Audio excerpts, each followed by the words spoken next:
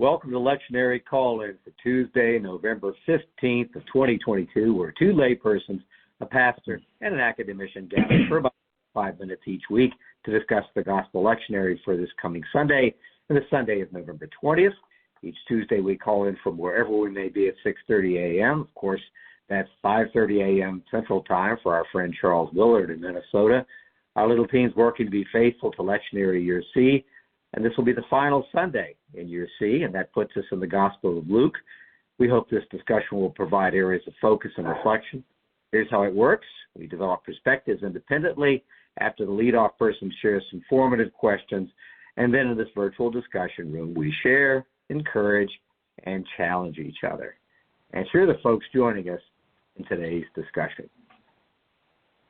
Bill Hall, St. Petersburg, Florida. Charles Willard, Minnesota. It is now raining and snowing here. Sarah Mickelson in Tampa, Florida, where the garbage trucks just went by. And I'm Don Upton, and this morning I'm in Columbus, Ohio, and I hear geese going by outside my window. And our lead for this week is Sarah Mickelson. She's been working carefully to get questions together so that we can have this conversation. Thank you in advance, Sarah. And how are you doing? Good morning. I'm tired, but I'm good. Thank you. Christ the King Sunday is the moniker put on this particular Sunday. It's also known as the Reign of Christ Sunday, which I'm a bit more comfortable with. The text we have to look at this morning is Luke chapter 23, verses 33 through 43. And as I start to read it, you're going to recognize that this is a part of the Easter passage that we normally visit. So I'm going to begin in verse 33.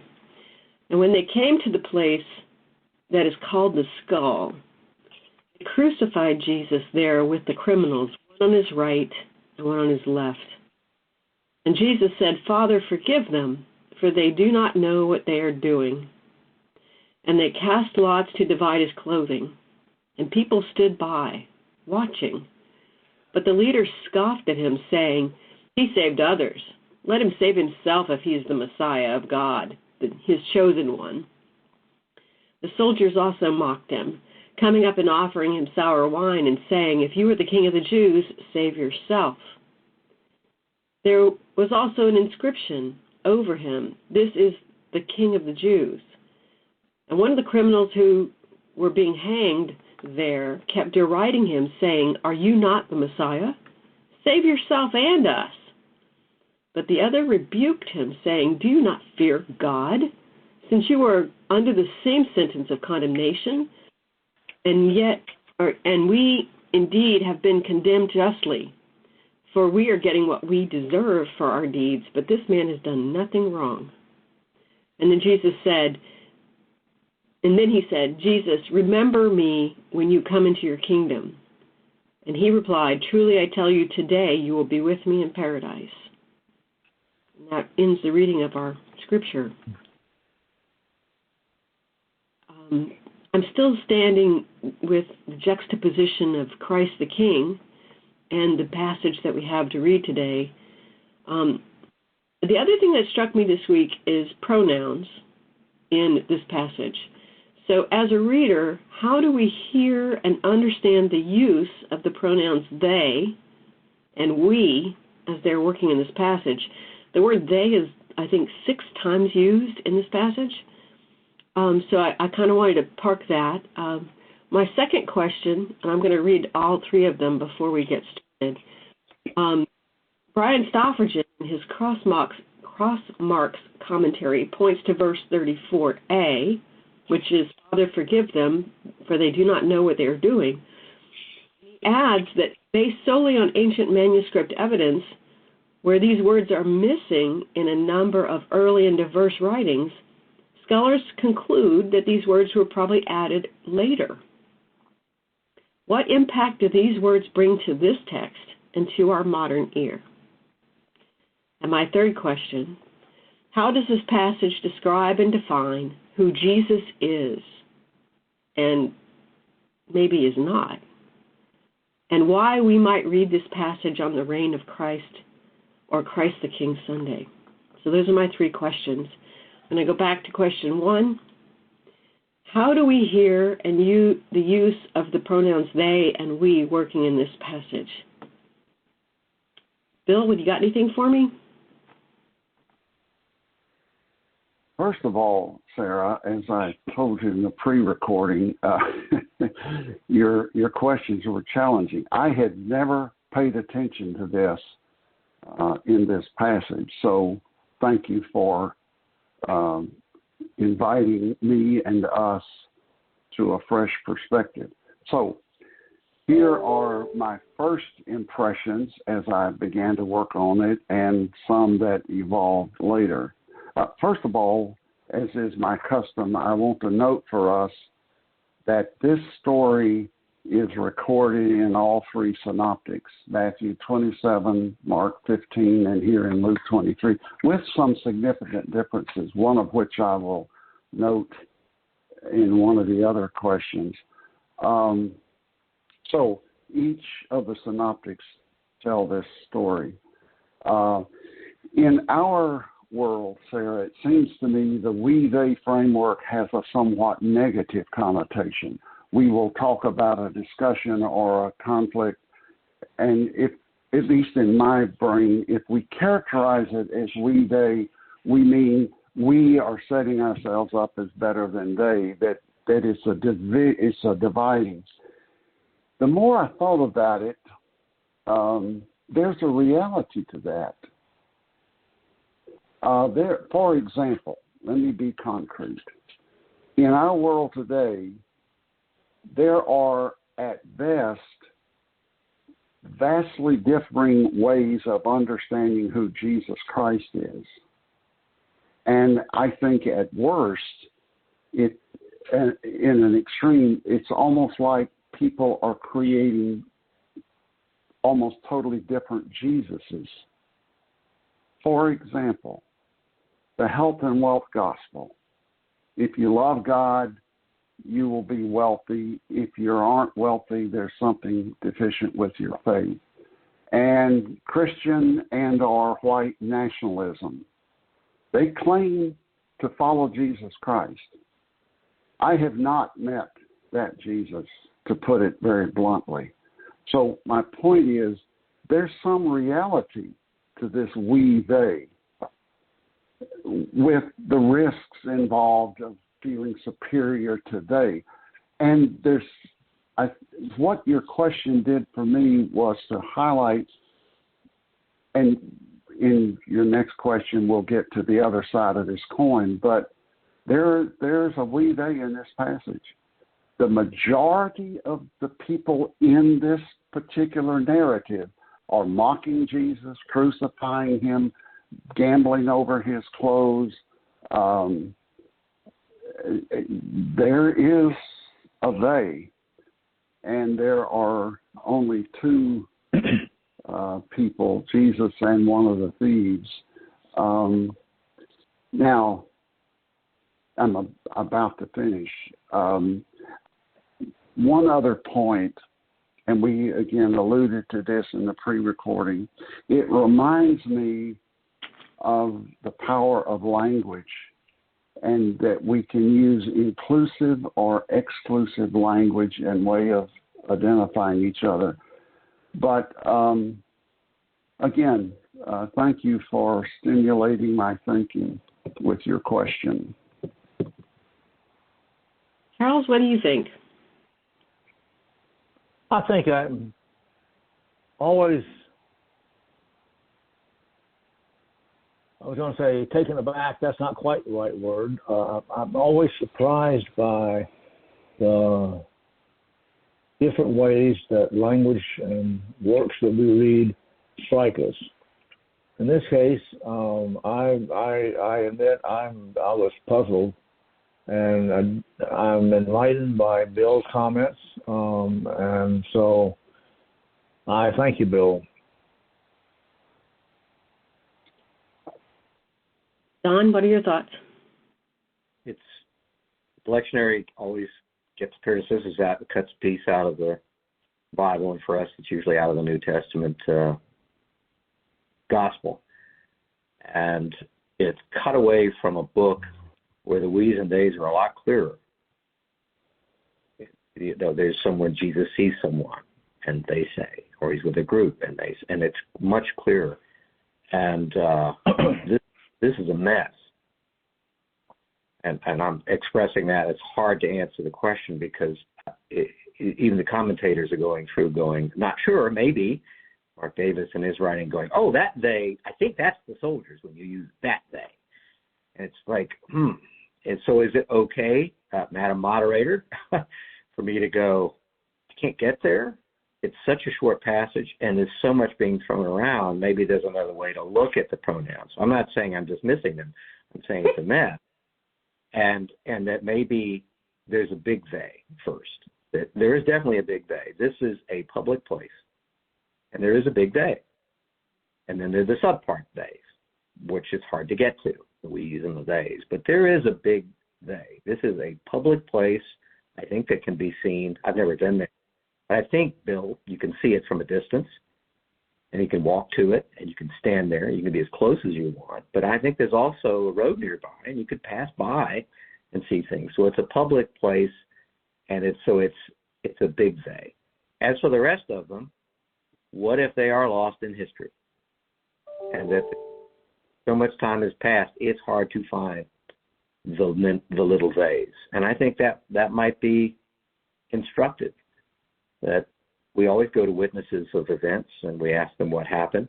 Each had a point of view that includes the business of the execution. And the big they saw the condemnation carried out, and the subparts are doing a lot of different things, including hurling insults. But I can't really get to them. And the they is soldiers. But I'm going back to big they. And if that's the case, then one thing's clear: this happened. There was a public execution, and those three died that day. So I'll say big they, Sarah, is this complex mix of governance and cruelty and culture and codes and regulations and associations and family and passersby that I cannot untangle. But I'm voting for the big they, that it's all there, and each of those words I just used, and we could go on 100 times more, those are people. And all I can say is this has been cut away from this gospel, and on its own, it won't hold up. But then Christ dying on the cross doesn't hold up on its own either, does it? So I'm going to go to the most mundane, complex answer, which is everybody, which makes me think about what lasts. The memory does not last. This kind of memory does not last. Those witnesses of past, living memory is gone. There's a different memory, which we would call communion and the Christian fellowship of the church. This ain't it. And it doesn't stand up on its own. And I think if love lasts, then I feel drawn to say there are people who are incarcerated today. This is a Tuesday morning. There are people going into arraignments all around us, hundreds, if not thousands of people. There are hundreds of thousands of people incarcerated. There are wars going on. There are POWs. There are people who are going to lose their lives today, people who've been kidnapped. And it makes me think very carefully about the they. And since it's the they is this complex mix, I feel drawn to Jesus' message of love, that there are people even today who have lost their liberty. So that's my starting point anyway, Sarah. You know, I see them as grouping pronouns, right? We use them today. We use them today, the four of us, to group participants or listeners or our friends or not. We use them to group them together.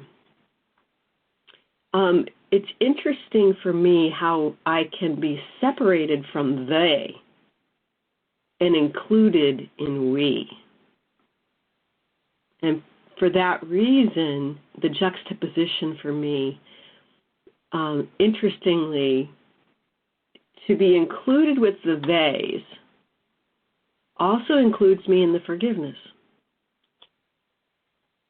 If I want to stand separated in the we's, I don't think the we's get forgiven. I'm sure they get forgiven, but the idea being it puts us in a position of whether we're actively a participant in the crucifixion or if we're an observer in the crucifixion that's passive, or if we find ourselves included in the theys. I think this is the beauty of these pronouns for us. There are moments where we acknowledge, recognize in great humility that we are a part of the they in this story. And there are moments where we stand with our chins kind of poked out maybe a little bit with a certain sense of inappropriate pride that we're a part of the we's, that sense of recognition. I found myself vacillating between these two groups this week in thinking about this passage. And I would say that we are in full desire of that forgiveness that is given to the theys. And I think that we acknowledge we need to feel comfortable working in both groups and recognizing we're members of both groups. So I spent a lot of time thinking about that. My note actually reads, they keeps the offense away from me, and we includes me in the forgiveness. How often do I use this perspective to elude the offense and receive the grace, and not value the grace because of that? And I think that's the sweetness of this particular use of pronouns. I also wonder about, because the theys are not described with detail, it makes it easy for us to put ourselves in that shoe a little bit. Also, it often has been used to put others on the other side of some conversation. And I think there's some good work of reconciliation that needs to occur when we choose to separate ourselves with the they and the we, or the them and the us. So with that being said, question number 2.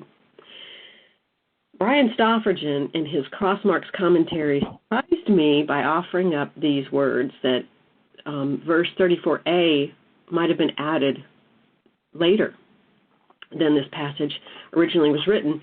And I made me think about the value of these words and how I see them, hear them, and value them.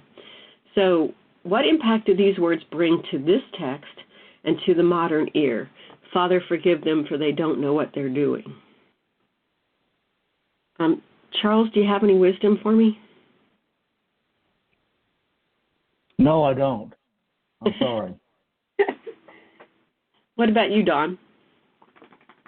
It's interesting that it lags in terms of being inserted into the book. I don't. It's so tempting to be playful with it, and I can't. I don't know what to say. I may do what Charles said, but I'll just offer one note. I grew up in the church, and this was laid out to me as a declaration which is universal, and I embrace that there's the cosmic universal statement there. I also think we can have it the other way too, both ways. And I'm wondering if maybe it was present in terms of the storytelling and severed, and then when it got seeded into the text was later on, that it was actually removed and taken out. The reason I think that might be the case is it's personal. This is the book of Luke. This is the book of Christ seeing people. A book where the days and the we's are very clear, except till we get to this. and the conversation, the very direct conversations that we've recorded and his sermons, and they're the they people listening. So what if, because this text does make it clear that there's different dynamics going on, for instance, the soldiers are talking to each other, and Jesus is talking to those beside him. And there's these many things, the little they. So, and then there's the big they. So I'm just going to offer that he is addressing something he's seeing. He is addressing a smaller they. And whether someone hurls something at him, whether it's the soldiers, maybe it doesn't matter, but he hears something happens, something personal, and we get back into the book of Luke here instead of this mess. And what we lost in history is he's talking about something incredibly personal, or with a small they, that he addresses. I am not trying to cut away the cosmic here. I think we can have it both ways on this one. But what if the struggle of whether or not this is in or out is, well, that's not the universal declaration that we want Christ to say. And I'm like, well, maybe it is. So I think they know not what they do could also be something that's happening right there, in vision, in earshot. And I think that would be great. And you can lay in the cosmic all you want. That's my best shot there. Thank you, Don. What do you think, Bill? Again, Sarah, your question brought something to my attention. For some reason, at least in my memory, I had not caught that this verse, Father, forgive them, for they know not what they are doing, is bracketed in the New Revised Standard Version, a signal of what you just noted, that it's not in the earlier manuscripts. It reminds me and us of a similar controversy over the early part of chapter 8 in the Gospel of John, verses 1 through 11, the story of the woman taken in adultery. Look it up. It's bracketed because it's not in the early manuscripts. Now, some scholars wonder if, in fact, the story is authentic and the early transcribers and those who copied thought that was too radical, Jesus forgiving a woman taken in adultery. That's scholarly speculation. Here's where I am with that story and this Father forgive them. I want them to be included, Sarah. On an emotional level, I want the Jesus that I follow to say, Father, forgive the executioners, and Father, forgive this woman who has violated the Torah standards. I think they are authentic, even if Jesus did, in fact, not say them originally. I think they are congruent with the Spirit of Christ. And whatever we think about whether or not they are included, it brings us face to face with the challenge of forgiveness. If you assume, if you allow it to be included, and by the way, the New Revised Standard Version includes it, it just notes that it's problematic. There are two declarations of forgiveness. To those who aren't repenting, and to the one who, I'm not going to insist that we believe the second thief was repenting, but at least he engaged in a very human dialogue with Jesus that would be similar to an acknowledgement that Jesus was in some way special. So there are two groups, if you please, who are forgiven, the crucifiers and one of the thieves. Jesus' words to the second thief are unique to Luke. I noted earlier this story is told in all the synoptics. Only Luke includes this dialogue with the other thief. Matthew and Mark simply call them rebels and gives no indication that one of them had this conversation. And it brings to mind for me the dual nature of forgiveness. We are commanded to forgive. Forgive us as we forgive those who sin against us, as we are forgiven.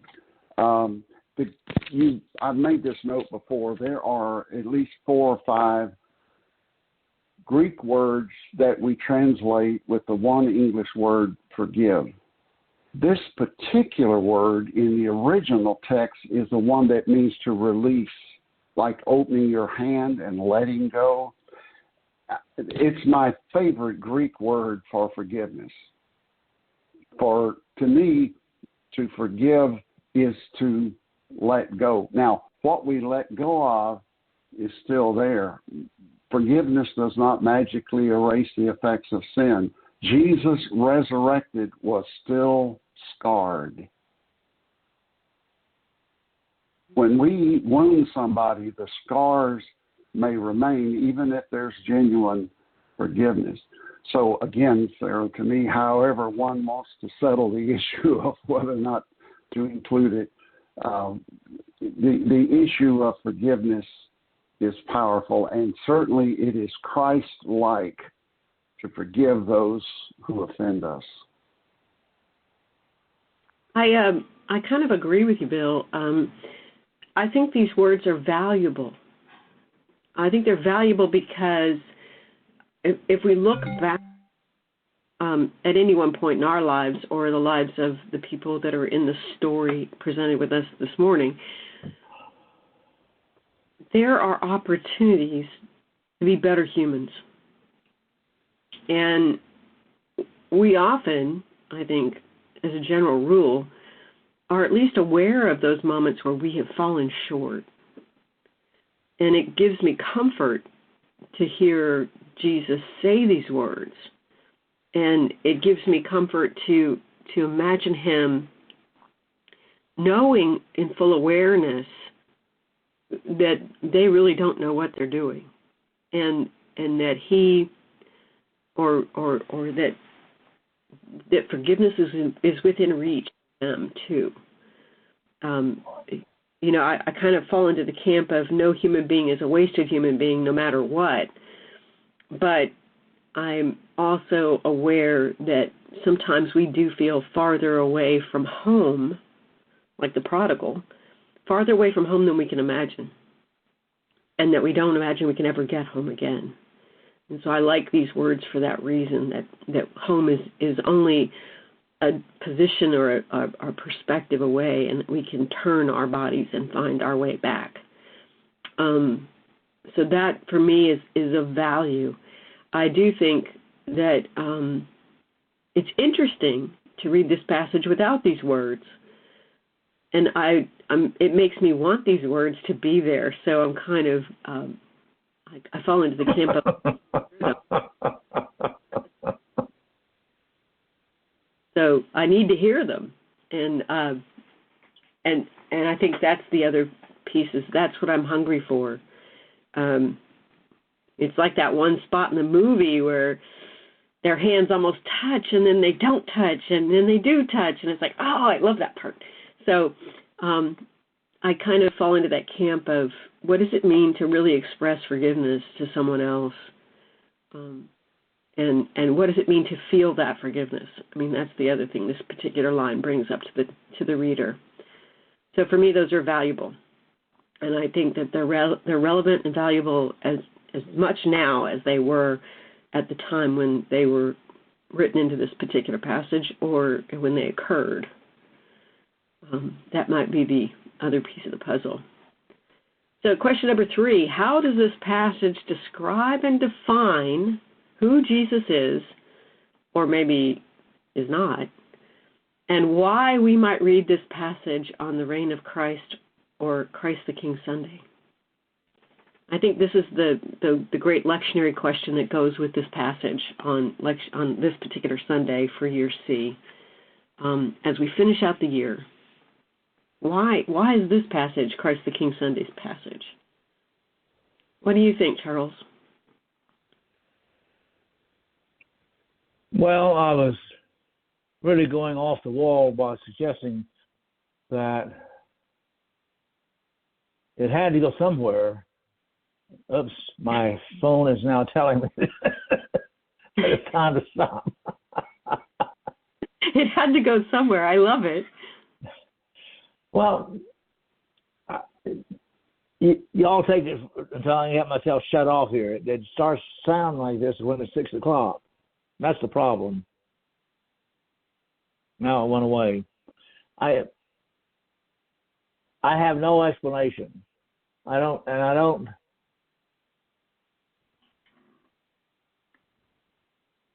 It's. We can contrive what we can imagine what might be an explanation, but I'm not sure it's an explanation. It's simply right now it is the way it is, and we are confronting it in the same space. So the question is, what do we make of it? And I'm still puzzled. What about you, Bill? Beginning by building somewhat on what Charles says, we need, and I say this kindly, the lectionary is a contrivance. It was developed centuries later or evolved, okay? And again, that's not a criticism. For example, for reasons I do not understand, the lectionary leaves out in Luke the first verse of this narrative. It begins with verse 33. Verse 32 says, 2 others also who were criminals were led away to be put to death with him. Now we know that from the narrative that Jesus was being crucified. It's a mystery to me why the lectionary folk chose to leave that out, because as I mentioned last week, I read the introductory verses of the widow putting coins in, and then the lectionary passage about wealth and putting trust in the temple and architecture and so forth, and insisted that Luke set a context that we need to pay attention to. And so for me, again, I take Charles's caution that he's offered us. We can't know for sure what Luke meant, but I do know what impact Luke's framing has on me today. And Luke is saying, folks, what you need to understand as we move in this narrative is Jesus and 2 criminals were led away to be put to death with him. Jesus was numbered with common criminals. And I think Luke, at least for me, he sets the stage and highlights the powerful humiliation intended by the Romans who were executing Jesus, and whereby they wanted to mock the kingship of Jesus Christ. So if we're uncomfortable with the term king, and I'll say a little more in just a moment, we have to deal with the fact that the image was very real then. And the Romans, it seems to me, wanted to mock Jesus because he was not their kind of king. But I think for Luke, it is, and the gospel writers, it is critical that we understand Jesus' lordship in a revolutionary way. Again, it's powerful that only one person in this pericope, this narrative, recognizes and affirms in some way Jesus' power. Paradoxically, one of the thieves beside him, one of these common thieves, has the dialogue that is there. Mark Davis, in his article, as you noted, Sarah, is uncomfortable with this term. If you want to hear a contrasting view, tune into the Working Preacher dialogue for this week and listen to Mark Skinner. My takeaway from his words is that he thinks if we don't want to use the word king or anything like it, we're avoiding dealing with the reality of power or agency, as we now call it. And I was at a FAST meeting last night where we were talking about people power. We're a social justice program analogous to Hope at Palmacia Presbyterian in Hillsborough County. Power is real. And if you want to make change in our working for social justice, we want to identify the people who have the capacity, the power to make the difference that we want, to approve money or policies or whatever. So it would be worth it for you to listen to Mark Skinner's take on that. Now, what for me, Sarah, is most important is another frame that Luke offers in chapter 2 with Mary's song. And I will just remind us